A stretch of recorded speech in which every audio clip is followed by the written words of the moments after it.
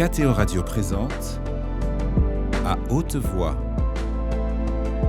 la lecture intégrale des œuvres spirituelles majeures. Aujourd'hui, L'imitation de Jésus-Christ.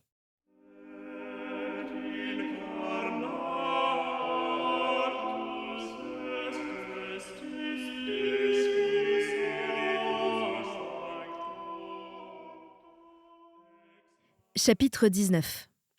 Des exercices d'un bon religieux. La vie d'un vrai religieux doit être pleine de toutes les vertus, de sorte qu'il soit tel intérieurement qu'il paraît devant les hommes. Et certes, il doit être encore bien plus parfait au-dedans qu'il ne le semble au-dehors, parce que Dieu nous regarde et que nous devons, partout où nous sommes, le révérer profondément et marcher en sa présence pure comme des anges. Nous devons chaque jour renouveler notre résolution, nous exciter à la ferveur comme si notre conversion commençait aujourd'hui seulement, et dire « Aidez-moi, Seigneur, dans mes saintes résolutions et dans votre service. Donnez-moi de bien commencer maintenant, car ce que j'ai fait jusqu'ici n'est rien. » La fermeté de notre résolution est la mesure de notre progrès, et une grande diligence est nécessaire à celui qui veut avancer. Si celui qui forme les résolutions les plus fortes se relâche souvent, que sera celui qui n'en prend que rarement ou n'en prend que de faibles? Toutefois, nous abandonnons nos résolutions de diverses manières, et la moindre omission dans nos exercices a presque toujours quelque suite fâcheuse. Les justes, dans leurs résolutions, comptent bien plus sur la grâce de Dieu que sur leur propre sagesse. Et quelque chose qu'ils entreprennent, c'est en lui seul qu'ils mettent leur confiance. Car l'homme propose, mais Dieu dispose, et la voie de l'homme n'est pas en lui. Si nous omettons quelquefois nos exercices ordinaires par quelque motif pieux, ou pour l'utilité de nos frères, il nous sera facile ensuite de réparer cette omission. Mais si nous les abandonnons sans sujet, par ennui ou par négligence, c'est une faute grave et qui nous sera funeste. Faisons tous nos efforts, et nous tomberons encore aisément en beaucoup de fautes. On doit cependant toujours se proposer quelque chose de fixe, surtout à l'égard de ce qui forme le plus grand obstacle à notre avancement. Il faut examiner et régler également notre intérieur et notre extérieur, parce que l'un et l'autre sert à nos progrès. Ne pouvez-vous continuellement vous recueillir? Recueillez-vous au moins de temps en temps, au moins une fois le jour, le matin ou le soir. Le matin, formez vos résolutions. Le soir, examinez votre conduite, ce que vous avez été dans vos paroles, vos actions, vos pensées. Car peut-être en cela avez-vous souvent offensé Dieu et le prochain. Tel qu'un soldat plein de courage, armez-vous contre les attaques du démon. Réprimez l'intempérance, et vous réprimerez plus aisément tous les autres désirs de la chair.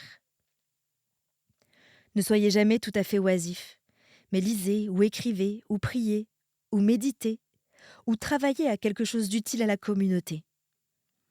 Il ne faut cependant s'appliquer qu'avec discrétion aux exercices du corps.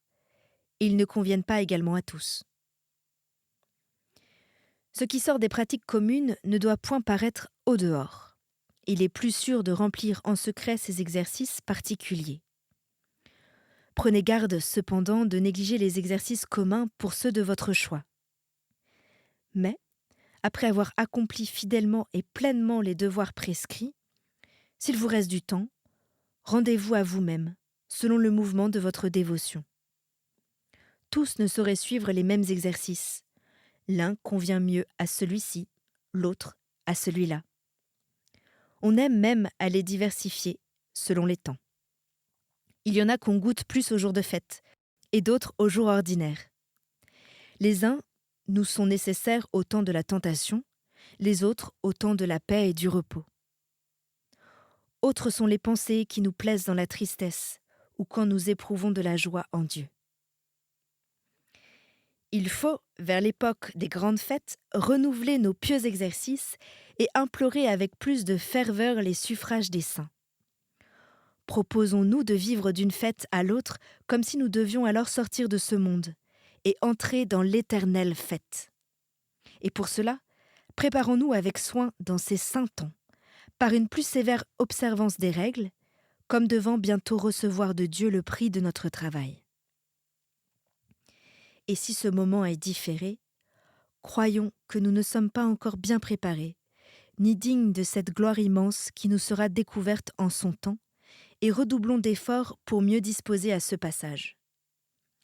Heureux le serviteur, dit saint Luc, que le Seigneur, quand il viendra, trouvera veillant. Je vous dis en vérité qu'il l'établira sur tous ses biens.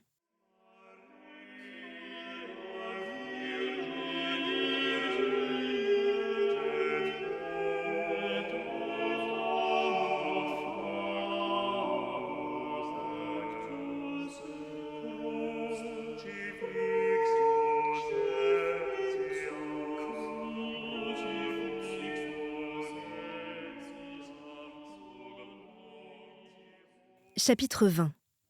De l'amour de la solitude et du silence. Cherchez un temps propre à vous occuper de vous-même et pensez souvent aux bienfaits de Dieu. Laissez là ce qui ne sert qu'à nourrir la curiosité. Lisez plutôt ce qui touche le cœur que ce qui amuse l'esprit. Retranchez les discours superflus, les courses inutiles. Fermez l'oreille aux vains bruits du monde, et vous trouverez assez de loisirs pour les saintes méditations. Les plus grands saints évitaient autant qu'il leur était possible le commerce des hommes, et préféraient vivre en secret avec Dieu. Un ancien a dit « Toutes les fois que j'ai été dans la compagnie des hommes, j'en suis revenu moins homme que je n'étais. » C'est ce que nous éprouvons souvent lorsque nous nous livrons à de longs entretiens. Il est plus aisé de se taire que de ne point excéder dans ses paroles. Il est plus aisé de se tenir chez soi que de se garder de soi-même suffisamment au dehors. Celui donc qui aspire à la vie intérieure et spirituelle doit se retirer de la foule avec Jésus. Nul ne se montre sans péril, s'il n'aime à demeurer caché. Nul ne parle avec mesure, s'il ne se tait volontiers. Nul n'est en sûreté dans les premières places, s'il n'aime les dernières. Nul ne commande sans danger, s'il n'a pas appris à bien obéir. Nul ne se réjouit avec sécurité, s'il ne possède en lui-même le témoignage d'une bonne conscience. Cependant, la confiance des saints a toujours été pleine de la crainte de Dieu. Quel que fût l'éclat de leur vertu, quelque abondante que fussent leurs grâces, ils n'en étaient ni moins humbles, ni moins vigilants.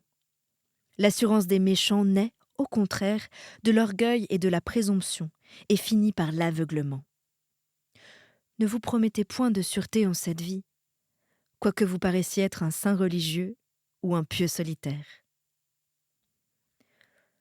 Souvent les meilleurs dans l'estime des hommes ont couru les plus grands dangers à cause de leur trop de confiance. Il est donc utile à plusieurs de n'être pas entièrement délivrés des tentations et de souffrir des attaques fréquentes, de peur que, tranquilles sur eux-mêmes, ils ne s'élèvent avec orgueil ou qu'ils ne se livrent trop aux consolations du dehors. Oh, si l'on recherchait jamais les joies qui passent, si jamais l'on ne s'occupait du monde, qu'on ne posséderait une conscience pure. Oh, qui retrancherait toute sollicitude vaine, ne pensant qu'au salut et à Dieu, et plaçant en lui toute son espérance, de quelle paix et de quel repos il jouirait.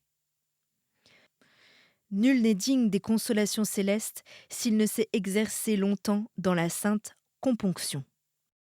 Si vous désirez la vraie componction du cœur, entrez dans votre cellule et bannissez-en le bruit du monde. Selon qu'il est écrit, « Même sur votre couche, que votre cœur soit plein de componction. » Vous trouverez dans votre cellule ce que souvent vous perdez au dehors. La cellule qu'on quitte peu devient douce. Fréquemment délaissée, elle engendre l'ennui. Si dès le premier moment où vous sortez du siècle, vous êtes fidèle à la garder, elle vous deviendra comme une amie chère, et sera votre consolation la plus douce. Dans le silence et le repos, l'âme pieuse fait de grands progrès et pénètre ce qu'il y a de caché dans l'Écriture. Là, elle trouve la source des larmes dont elle se lave et se purifie toutes les nuits, et elle s'unit d'autant plus familièrement à son Créateur qu'elle vit plus éloignée du tumulte du monde. Celui donc qui se sépare de ses connaissances et de ses amis, Dieu s'approchera de lui avec ses saints anges. Il vaut mieux être caché et prendre soin de son âme que de faire des miracles et de s'oublier soi-même. Il est louable pour un religieux de sortir rarement et de n'aimer ni à voir les hommes, ni à être vu d'eux. Pourquoi voulez-vous voir ce qui ne vous est point permis d'avoir ? Le monde passe et sa concupiscence. Les désirs des sens entraînent ça et là. Mais l'heure passée, que rapportez-vous qu'une conscience pesante et un cœur dissipé ? Parce qu'on est sorti dans la joie, souvent on revient dans la tristesse. Et la veille joyeuse du soir attriste le matin. Ainsi, toute joie des sens s'insinue avec douceur, mais à la fin, elle blesse et tue.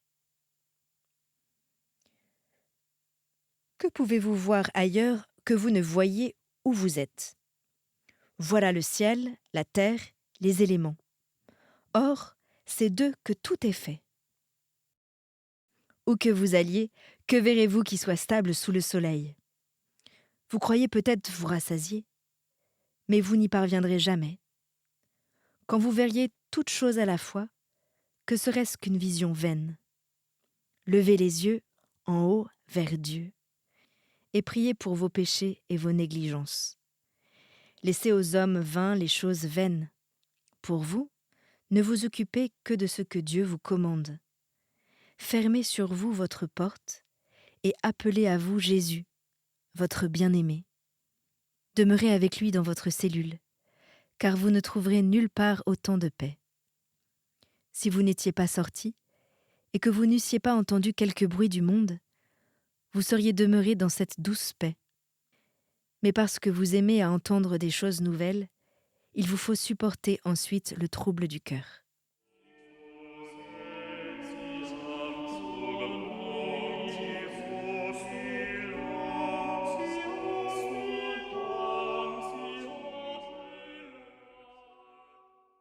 Chapitre 21. De la componction du cœur. Si vous voulez faire quelques progrès, conservez-vous dans la crainte de Dieu. Ne soyez point trop libre, mais soumettez vos sens à une sévère discipline et ne vous livrez pas aux joies insensées. Disposez votre cœur à la componction, et vous trouverez la vraie pitié. La componction produit beaucoup de bien, qu'on perd bientôt en s'abandonnant aux vains mouvements de son cœur. Chose étrange, qu'un homme en cette vie puisse se reposer pleinement dans la joie lorsqu'il considère son exil et à combien de périls est exposée son âme.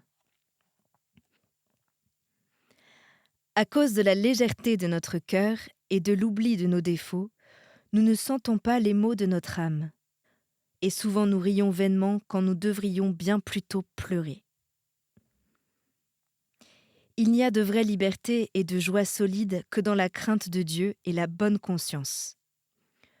Heureux qui peut éloigner tout ce qui le distrait et l'arrête pour se recueillir tout entier dans une sainte componction. Heureux qui rejette tout ce qui peut souiller sa conscience ou l'appesantir. Combattez généreusement. On triomphe d'une habitude par une autre habitude. Si vous savez laisser là les hommes, ils vous laisseront bientôt faire ce que vous voudrez. N'attirez pas à vous les affaires d'autrui, et ne vous embarrassez pas dans celles des grands. Que votre œil soit ouvert sur vous d'abord. Et avant de reprendre vos amis, ayez soin de vous reprendre vous-même.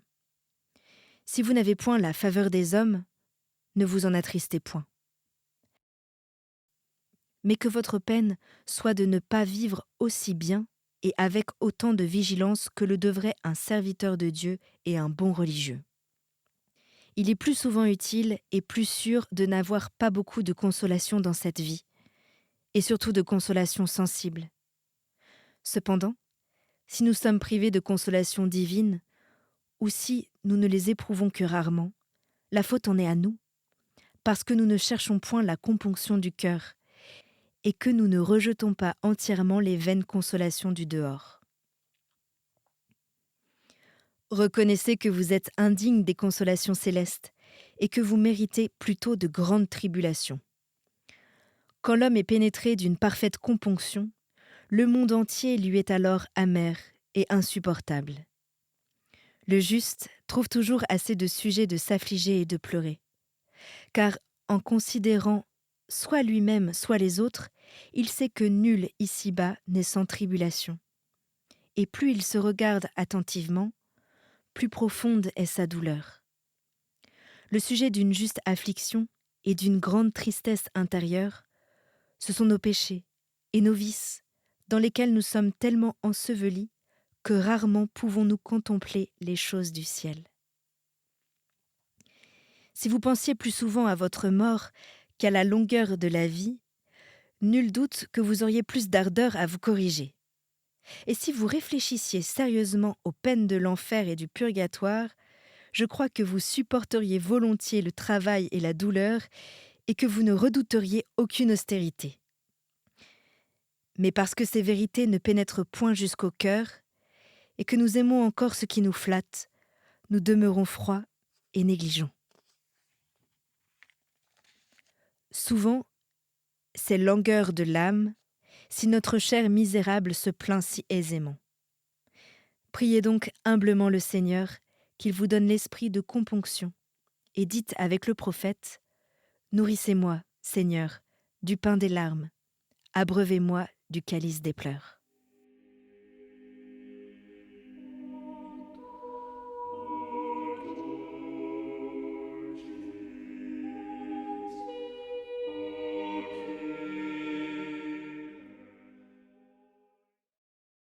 Chapitre 22.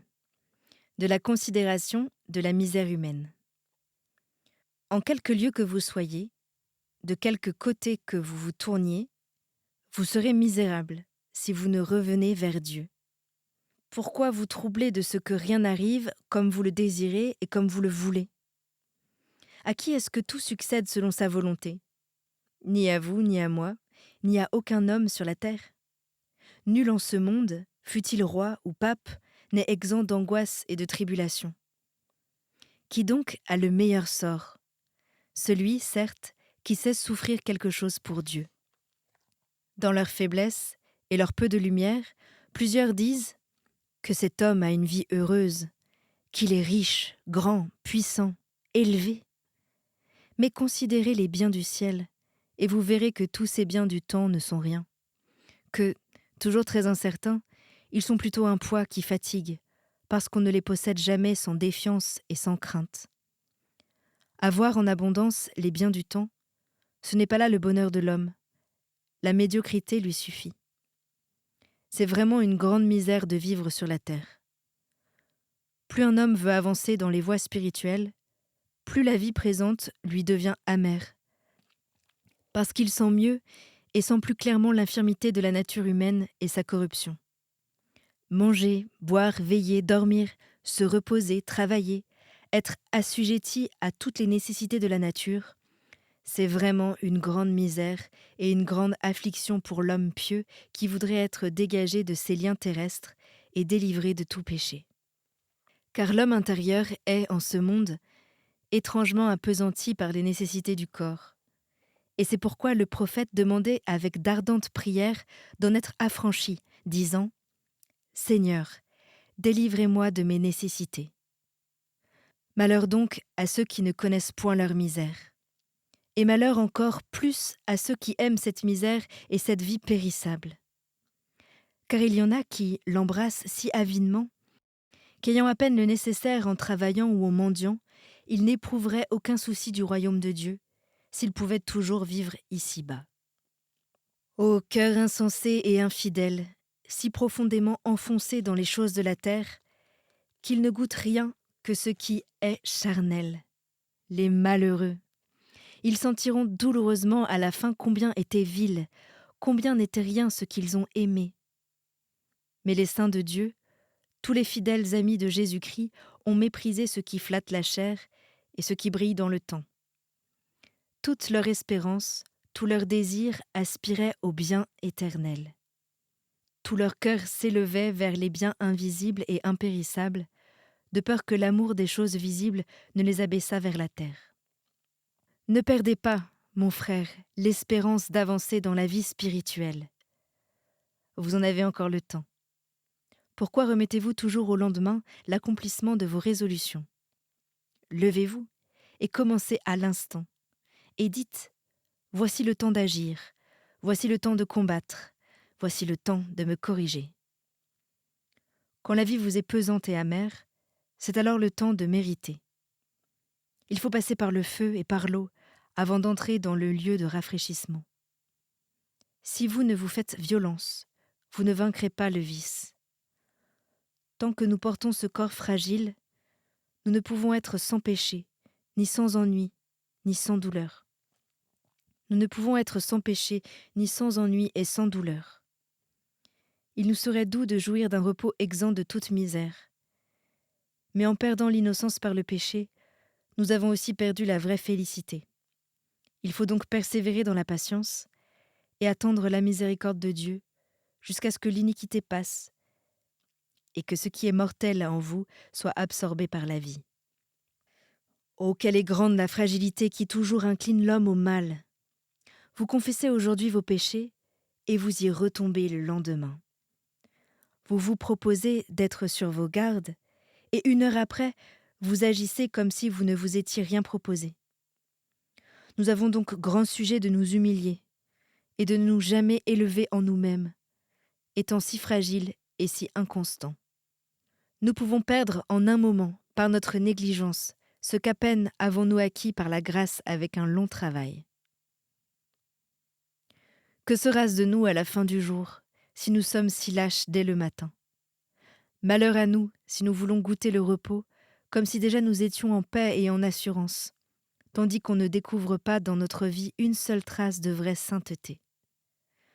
Nous aurions bien besoin d'être instruits encore et formés à de nouvelles mœurs comme des novices dociles, pour essayer du moins s'il y aurait en nous quelque espérance de changement et d'un plus grand progrès dans la vertu.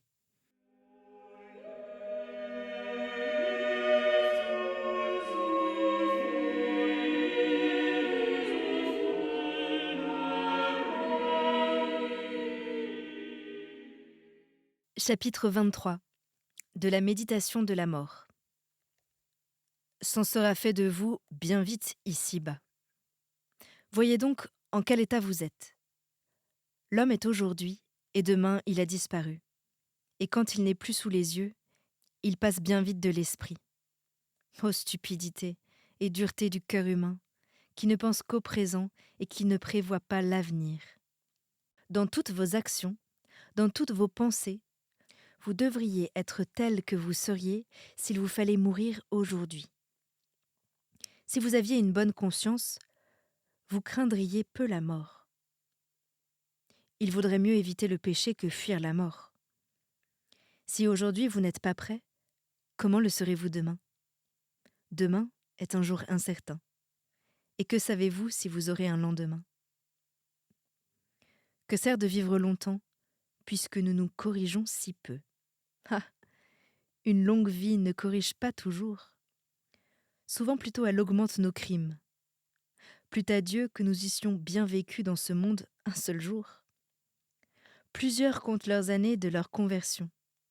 Mais souvent, qu'ils sont peu changés, et que ces années ont été stériles. S'il est terrible de mourir, peut-être est-il plus dangereux de vivre plus longtemps. Heureux celui à qui l'heure de sa mort est toujours présente, et qui se prépare chaque jour à mourir.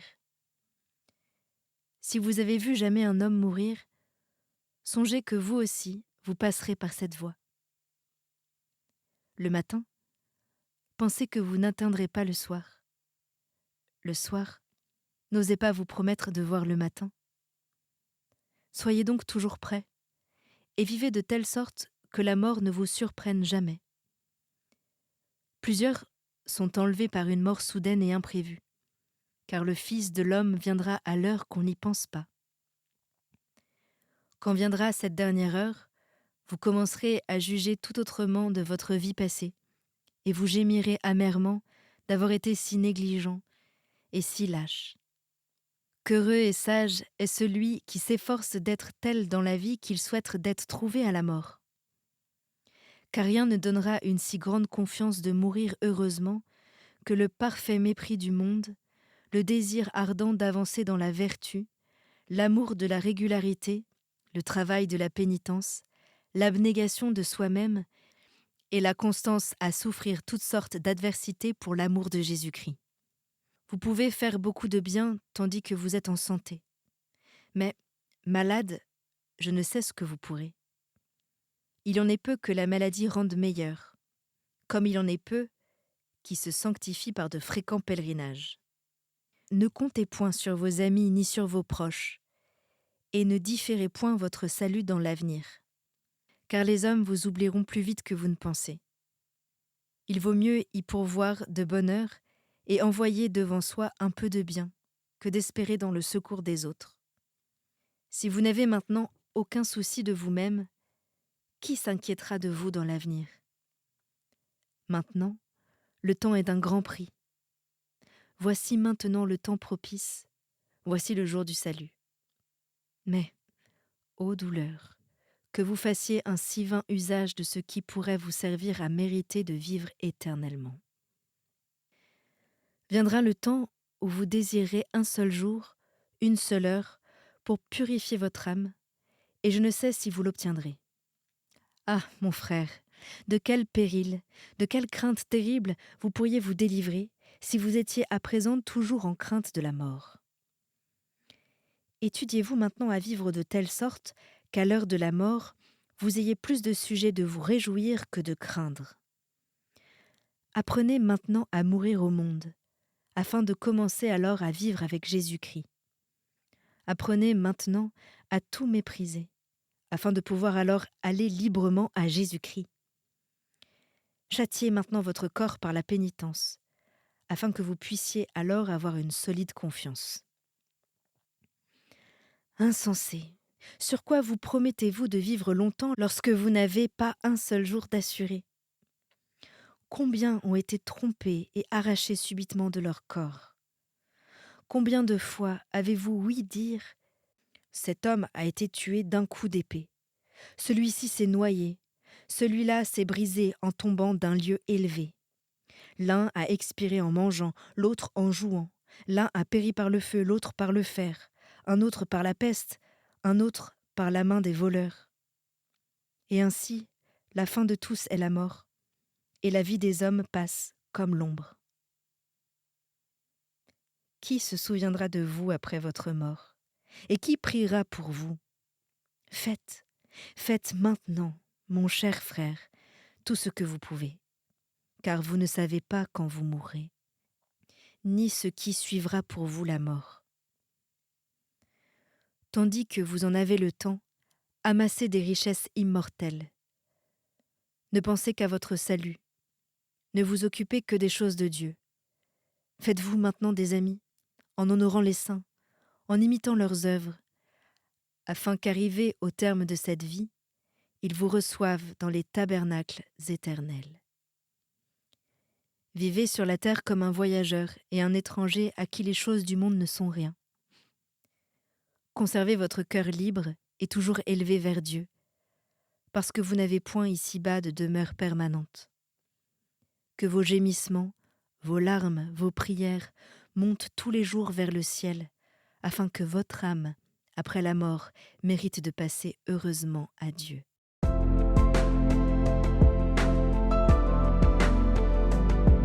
C'était À haute voix, une émission de KTO Radio. Aujourd'hui, l'imitation de Jésus-Christ. Lecture, Anne-Céline Pellarini. Captation et réalisation, Gustave Schlicht et Hachem Driss. Une émission disponible en podcast sur ktoradio.com ou sur l'application KTO Radio.